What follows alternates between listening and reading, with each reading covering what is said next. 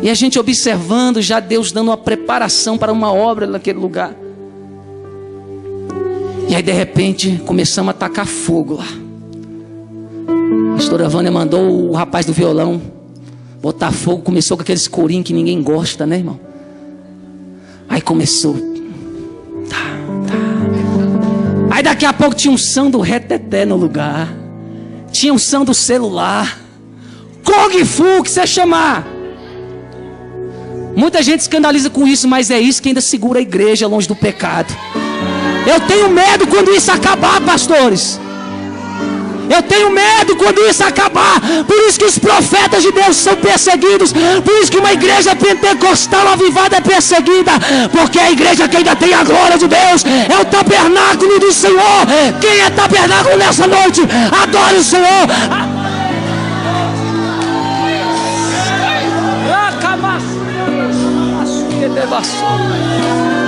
Que a maçuia é fácil.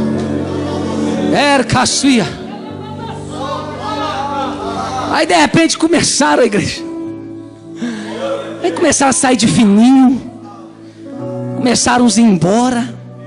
Mas aí teve uns que Jesus segurou. Botou o anjo com a espada na porta. Não sai enquanto não for liberto. Aí Deus deu autoridade. Tivemos a permissão de orar por eles. Pelos líderes.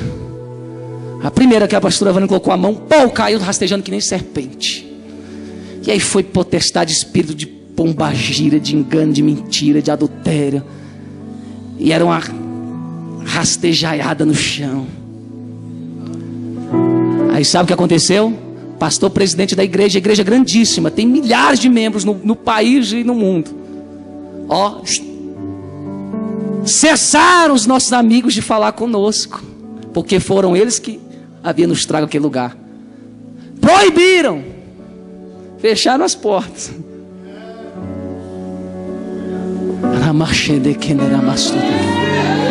Deus está falando aqui neste lugar. Pregue a verdade, pastor. Pastor, fale a verdade, doa quem doer. Deus não está preocupado com quantidade, mas com qualidade. Eu conheço um Deus que pegou um homem com uma queixada de jumento, fez matar 1000.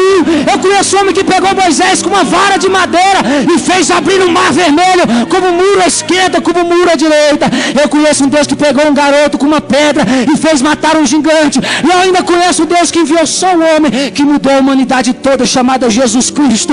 Deus está preocupado só com aqueles que querem. Pode ser um, pode ser dois, mas se Deus estiver contigo, ninguém vai poder te resistir. O nome de Deus será glorificado e exaltado na sua vida.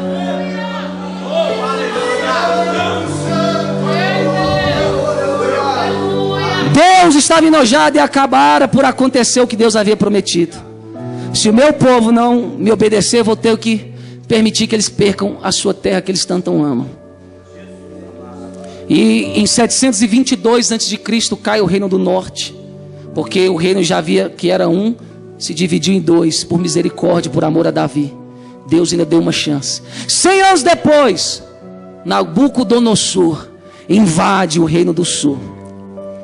E aí leva cativos 1, 2, 3 vezes, entre eles o profeta Daniel, pessoas importantes, Ezequiel.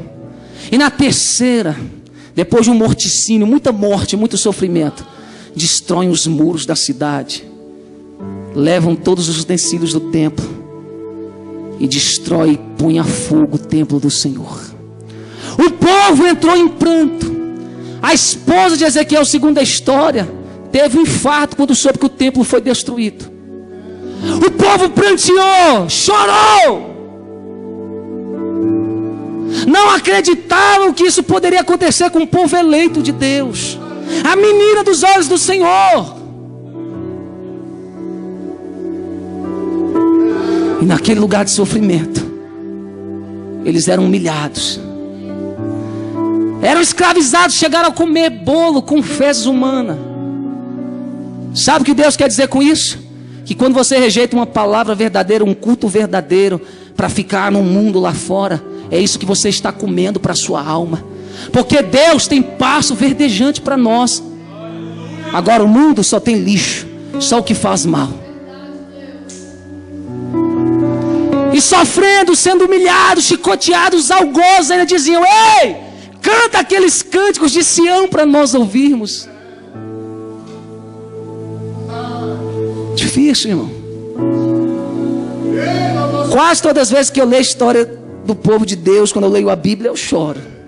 Porque Deus me deu uma coisa que eu não entendo. Parece que eu entro dentro da história. Parece que eu sou arrebatado quando eu leio a palavra e fico lá sentindo o que eles estão sentindo. E eu chorei. Chorei quando eu li, chorei quando eu reli. Chorei quando dei uma lida hoje. Falei: meu Deus, o povo perdeu o que eles tinham de melhor. Estrangeiros, numa terra estranha que os odiava. E zombavam deles todos os dias. Todos os dias. E a culpa é de Deus, não é, igreja? E aquele povo sendo humilhado. Agora sim a palavra de um profeta verdadeiro tem peso. Porque assim eles lembraram que Jeremias havia dito. E Jeremias falou: não acrediteis em profetas que profetizem um retorno imediato, porque serão 70 anos. 70 anos no cativeiro para purificar uma geração inteira corrompida. Plantar e edificar e fazer casas lá, porque vocês não vão voltar logo. E o povo sofrendo, sendo humilhado. Alguns até conseguiram umas profissões dentro da política. Outros conseguiram suas casas, alguns trabalhos para se sustentarem. Outros continuavam pobres, humilhados, sem nada. Até que um dia um homem chamado Ciro, persa, ele vê na profecia de Isaías 45, a profecia a respeito do seu nome 150 anos antes do seu reinado. E ele decide libertar o povo. Decide trazer de volta aquele povo à sua terra. E Deus fala uma coisa para nós muito forte: aquele que chora, aquele que se humilha, Deus, ele envia o socorro. Se o de dentro não quiser te ajudar, ele pega lá fora. Mas ele não suporta um coração aquebrantado e contrito. Um povo tão pecador, mas se humilhou com o coração. Lá eles tiveram que se virar. Eles fizeram a chamada sinagoga, uma espécie de igreja filial, para não perder uma comunhão total com Deus, porque o negócio estava sério. Irmão, eu não consigo ficar 5 minutos na frente de uma televisão. Você imagina morar num lugar onde todo mundo é idólatra. Babilônia, berço da idolatria, cidade de Nimrod. Eles verem aquilo todos os dias. Não é fácil. E eles voltam, porque eles tinham esperança de construírem tudo de novo. Eles haviam perdido a glória. Estavam na fase do segundo templo, o templo da aparência. O templo de beleza exterior, mas um vazio tão profundo dentro. Fase que muitos vivem. Talvez você esteja assim nesta noite. Mas se humilhando, orando, Deus começou a mover os céus. E o que eu acho lindo de Deus, eu sei que essa palavra vai falar com alguém nesta noite, é que quando o decreto é liberado, assim diz o rei Ciro, todo judeu, nome dado nesta época, poderá voltar para a sua casa hoje mesmo. E não só isso, receberão materiais para a reconstrução do templo onde eles adoram o Senhor Jeová. Houve alegria naquele lugar, festa. E na hora da convocação, sabe o que acontece? A maioria não quis voltar. Sabe por quê? Pergunta assim por quê, para ver se você está cultuando comigo. Diga assim: por quê, pastor? Mais uma vez, para ficar gostoso, para eu sentir que vocês estão adorando comigo. Por quê, pastor? Ah, agora eu vou responder. Preste atenção, igreja. A maioria havia prosperado e não quiseram largar o conforto para construir do zero lá nas ruínas. Só a minoria quis voltar. Foi 50 mil o número dos primeiros regressos, sobre a liderança de Zorobabel. É forte, igreja. Como as coisas materiais nos afastam de Deus. Eu largar a minha casa, o meu conforto, para ir para a Seara, começar do zero, levantar templo? Eu não! Mas Deus está olhando lá do alto e fala: não tem problema. Não tem problema. Eu não sei o que Deus fez, se Ele mandou anjos, se Ele próprio desceu, mas Ele incentivou aquele povo.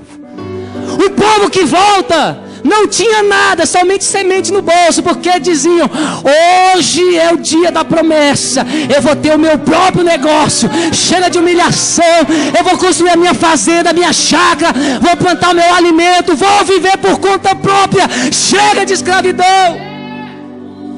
Punha as sementes no bolso. 50.000 pessoas voltando a pé, e cantando.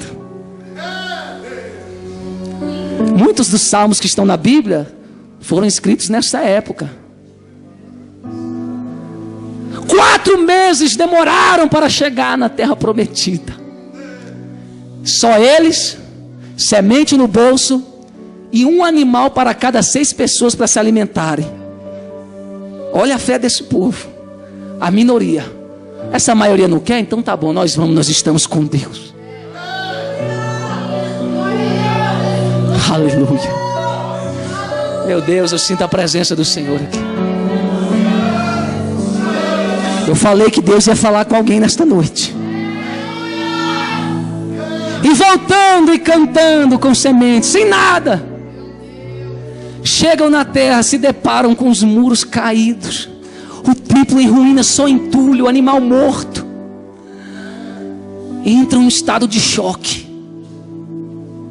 E até eles caírem num sentimento da realidade, a terra está queimada, improdutiva. Eles caem de joelho. E eles olham para essa terra tão seca, tão destruída, sem vida, sem esperança, e ajoelham, igreja. Isso é a história dos judeus. Diz que eles começaram a ajoelhar e cavar com a unha, e eles começaram a cavar com as mãos, desesperados. E quando eles cavavam, eles colocavam a semente e choravam, e cavavam com as mãos e choravam. Não tinham rastelo, pá, material, nada, somente as mãos e as lágrimas. Daí o Salmo 126: aqueles que plantam chorando voltarão com alegria colhendo seus muros. O problema de muitos hoje é que não querem chorar, não querem plantar em terra que não dá nada. Oh, eu quero dizer uma coisa aqui: o caminho de Deus são 2. O de ida pode ser doído, pode ser com choro, mas o de volta é alegria, é bonança, é vitória para o povo de Deus. Quantos creem no caminho da volta? Para aqueles que plantam nesta noite, Deus tem um caminho de vitória para a sua vida. Ai, xarabacercana. Chorando, o que regava aquela semente eram as lágrimas. Uma minoria sem nada. Aí de repente, eu não sei o que acontece, o material doado era pouco, e para construir um novo templo tinham que tirar o entulho que estava lá, para se reconstruir uma nova vida com Deus. Temos que tirar o entulho que o maligno colocou. Não tem como habitar a glória de Deus junto com o entulho. E depois de uma limpeza naquele local, Zorobabel anima o povo, o governador da época. Não podia ter rei. O reino persa não aceitaria uma linhagem davídica se levantar de forma nenhuma. Então o governador persa, Zorobabel, um judeu, começa a animar o povo. E o segundo templo é construído com madeira. Só com madeira. Eu já fui nas igrejinhas assim pequenininha, que tem uns púlpitozinhos de madeira, quando você pisa parece que vai quebrar, estronda tudo. É pequenininha de madeira, mas tem uma glória, tem uma unção nesses púlpitos, irmão. Um dia eu preguei numa igreja dessa, lá no Pessu, lá onde ninguém quer ir. Mas quando a pastora abria a boca, o céu descia, anjos subiam e voltavam, e a glória de Deus era vista naquele lugar.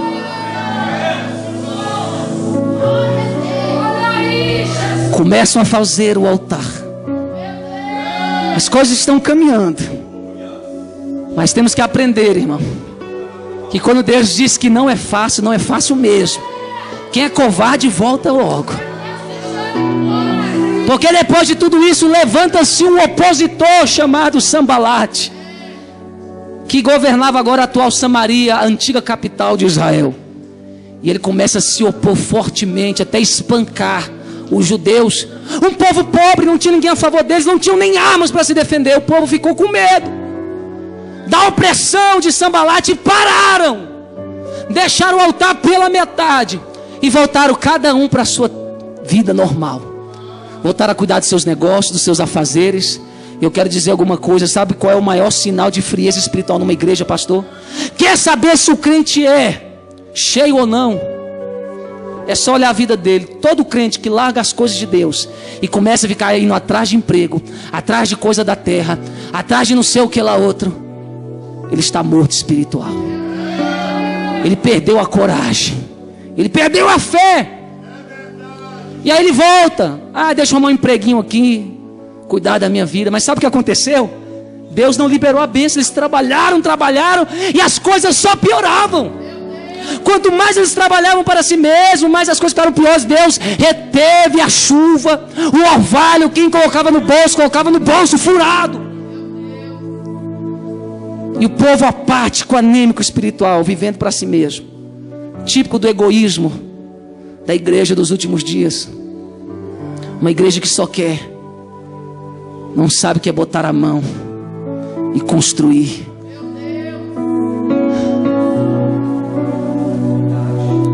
Deus olha para aquele povo tão fraquinho, tão pequeno, e uma coisa acontece: quando o povo está em crise, Deus levanta os seus profetas.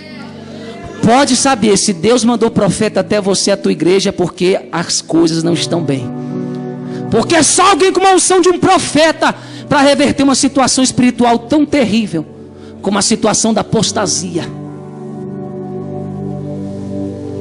O profeta, ele é o porta-voz de Deus. O sacerdote, ele constrói, arruma. Aí o profeta chega e fala: está errado aqui, começa tudo de novo, senão a glória não desce. E ai daquele que não obedecer. Aí Deus fala: meu Deus, tem que levantar profeta. E vou dar um jeito nesse negócio. Aí chama Ageu, que já era conhecido como o profeta, porque ele exerceu o ministério lá na Babilônia. E Deus chega e fala: Ageu. Ageu diz: sim, Senhor, eis-me aqui.